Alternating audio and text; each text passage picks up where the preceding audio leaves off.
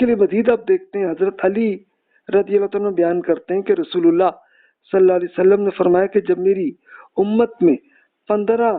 خصلتیں اکٹھی ہوں گی تو ان کے لیے مصیبتوں کے دروازے کھل جائیں گے. تو صحابہ کرام نے پوچھا یا رسول اللہ وہ کیا خصلتیں ہیں، کیا عادتیں ہیں کہ جن سے پوری امت جو تباہ ہو جائے گی، وہ کیا ہے؟ تو فرمایا کہ جب چرواہے امیر ہو جائیں گے، دولت ہی ایمان بن جائے گی، زکوٰۃ کو جرمانہ سمجھا جانے لگے گا، مرد اپنی بیوی کی اطاعت اور ماں کی نافرمانی کیا کریں گے، دوست کے ساتھ نیکی اور باپ کے ساتھ ظلم کیا جائے گا، مسجدوں میں شور مچایا جائے گا، قوم کے لیڈر ان کے بدترین لوگ ہوں گے، کسی شخص کی عزت اس کی برائی سے محفوظ رہنے کے لیے کی جائے گی، شراب پی جائے گی، ریشم پہنا جائے گا، رقص و موسیقی کی ماہر لونڈیوں اور آلات موسیقی کا اہتمام کیا جائے گا، اور اس امت کے بعد کے لوگ پہلے زمانے کے لوگوں پر لعنت بھیجیں گے. جب ایسا ہوگا تو انہیں سرخ آندھی زمین میں دھسا دیے جانے اور صورتیں مسخ ہونے کا انتظار کرنا چاہیے. اچھا، لوگ عموماً اسی حدیث کو یہ سمجھتے ہیں کہ یہ شاید کوئی قیامت کے زمانے میں یہ کوئی ہوگا. نہیں جناب، یہ اس سے پہلے ہو چکا. تو ایسا ہوا تو اسی لیے امت مسلمہ پہ پھر اللہ تعالیٰ کی سزا مسلمانوں پہ اسی زندگی میں ایسے آئی کہ وہی سپر پاور تھے لیکن پھر وہ سپر پاور نہیں رہے. پھر پہلی یلغار اس طرح سے آئی کہ اب بڑی وہ دیکھ لیں کہ جو پہلے چنگیز خان پھر ہلاکو خان نے آ کے مسلمانوں کی لیڈرشپ کو کس بری طرح تباہ و برباد کیا. یعنی اتنا کیا کہ بغداد میں شہر کو جب ہلاکو خان نے تباہ کیا تو یہ ہو گیا کہ وہاں دریا دجلہ گزر رہا تھا تو اس کا پانی جو ہے وہ ریڈ کلر کا ہو گیا تھا، اس لیے کہ اتنا خون، اتنے لوگوں کو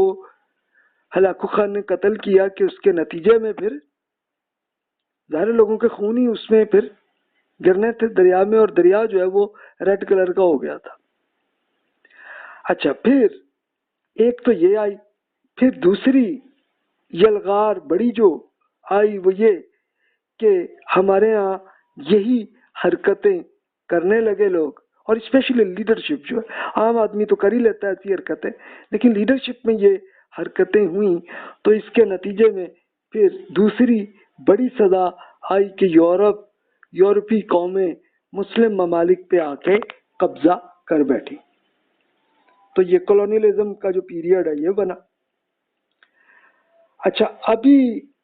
سیکنڈ ورلڈ وار میں اچھا پھر اللہ تعالیٰ نے وہ بھی کر دیا کہ انہی کو آپس میں لڑائیاں کروا دیں کہ جس میں فار ایگزامپل برٹش امپائر اور جرمن اور فرانس یہ آپس میں لڑے، اور بھی بہت ساری آپس میں لڑتے رہے، کمزور ہو گئے. جب وہ کمزور ہوئے تو وہ جو پہلی فرسٹ ورلڈ وار اور سیکنڈ ورلڈ وارز ہوئی تو یہ اپنے کمزور ہوئے تو پھر باقی یہ حصہ امریکہ کے اور رشیا کے ہاتھ میں رہ گیا. لیکن آپ پھر یہ بھی دیکھیے کہ انہوں نے ابھی مسلمانوں میں اگرچہ آزادی ملک تو بن گئے لیکن پریکٹیکلی ابھی نہیں بنے. ابھی جس کو کہا جاتا ہے کہ دس از اکنامک کولونیلزم وہ ابھی تک جاری ہے. تو یہ دیکھیے کہ یہی حرکتیں ہمارے ہاں لیڈرشپ میں یہ حرکتیں آپ کو ابھی بھی نظر آئیں گی. تو پھر آپ دیکھ لیجئے. اور رہے وہ لوگ کہ جو نیکی کرتے ہیں اور وہ کرتے ہیں تو اللہ تعالیٰ انہیں پھر کسی نہ کسی طرح بچا دیتا ہے، ان کی بچت ہو بھی جاتی ہے. اچھا، پھر اللہ تعالیٰ نے سورۃ النور میں ہی لونڈیوں کو شادی کا حکم جو دیا تو وہ بھی پڑھ لیجئے. اس سے آپ دیکھ سکتے ہیں کہ کس طرح سے اللہ تعالیٰ نے کس طریقے سے اچھے طریقے سے معاملات کو ایسے مینج کیا. فرمایا وَأَنكِحُوا الْأَيَامَ مِنكُمْ وَالصَّالِحِينَ مِنْ عِبَادِكُمْ وَإِمَائِكُمْ إِنْ يَكُونُوا فُقَرَاءَ يُغْنِهِمْ युग़निहिम अल्लाह मिन फदलिही वल्लाहु वासिउन अलीम। आप में से जो मर्दो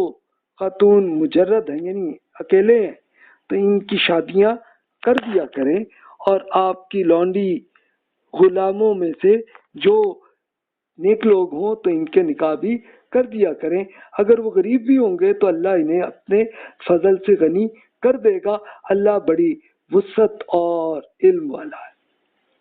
यानी अब ज़ाहिर है कि बहुत सारी लौंडियाँ मुख्तलिफ लोगों की थीं, तो अल्लाह ताला का हुक्म ये हुआ कि इनकी उनसे और कुछ नहीं तो गुलामों से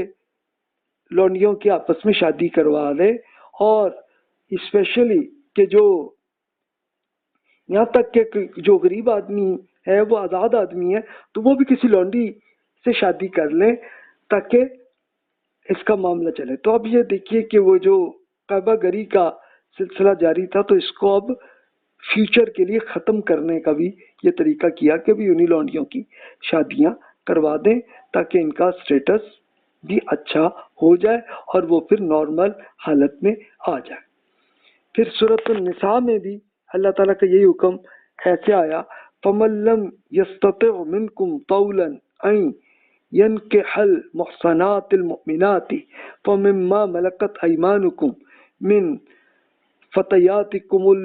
मुमिनाति वल्लाहु अअलमु बिल ईमानिकुम बअदुकुम मिन बअदिन फनकिहुहुन्ना बिइज़्नि अहलिहिन्ना व आतुहुन्ना उजूरहुन्ना बिलमअरूफि मुहसनातिन गैर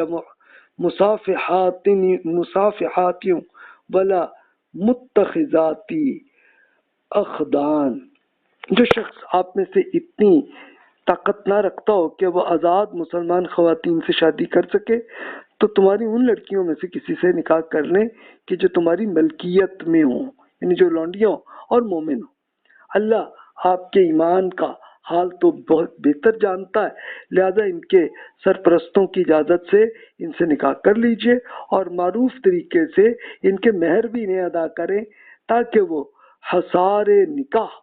में महफूज होकर रह जाए और आज़ाद अपना शहवत रानी और चोरी छुपे आशनाई से बच सकें। ये अब देखिए कि जाहिर है कि वो तवाइफें जो बड़े अरसे से जिसकी आदत में थी तो अल्लाह ताला ने इनको ठीक करने के लिए भी ये तरीका किया कि भी जो शख्स भी किसी आज़ाद खातून से शादी करने की ताकत ना रखता हो, जाहिर है कि वो फाइनेंशियली ज़्यादा इनको चाहिए तो ठीक है कि गरीब आदमी है तो वो करें शादी ताकि इनको मिनिमाइज कर लें। और फिर अल्लाह ताला खुद इनको ऑफर भी कर दी कि भी शादी तुम गरीबों करोगे तो अल्लाह ताला तुम्हें गनी कर देगा, और प्रैक्टिकली हुआ भी। इसके लिए सैयदा आयशा रज़ियल्लाहु तआला अन्हा बयान करती हैं कि हमें क्राइसिस का पीरियड तो मदीना में बना चलता रहा, लेकिन जब ये खैबर फतह हुई तो फिर उसके बाद इतना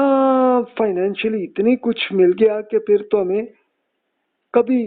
सोचने की भी ज़रूरत नहीं पड़ी। और उसके लिए फिर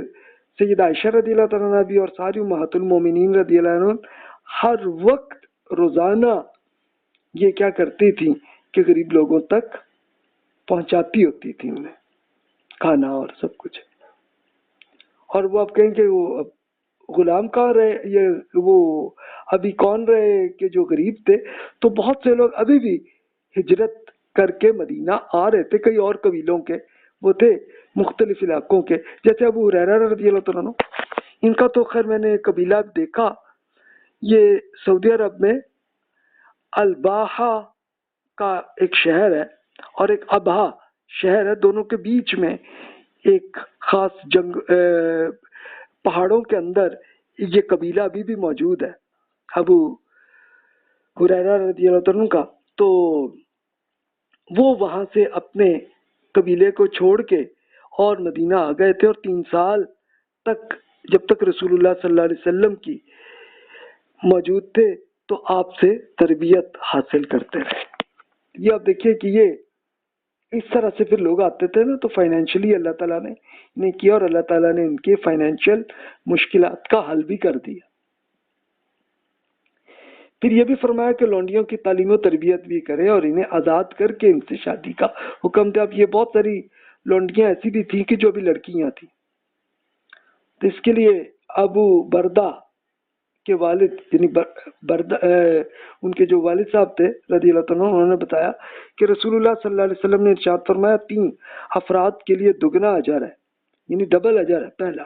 अहले किताब का कोई आदमी कि जो अपने नबी पर भी ईमान लाया और इसके बाद मोहम्मद पर भी ईमान लाया। दूसरा ये कि ऐसा गुलाम कि जो अल्लाह और अपने आका दोनों का हक अदा करता है। और तीसरा वो शख्स कि जिसकी कोई लौंडी हो जिससे वो इज़्दिवाजी ताल्लुक कायम करना चाहे तो इसे बेहतरीन इखलाक, एथिक्स और इल्म की तालीम दे,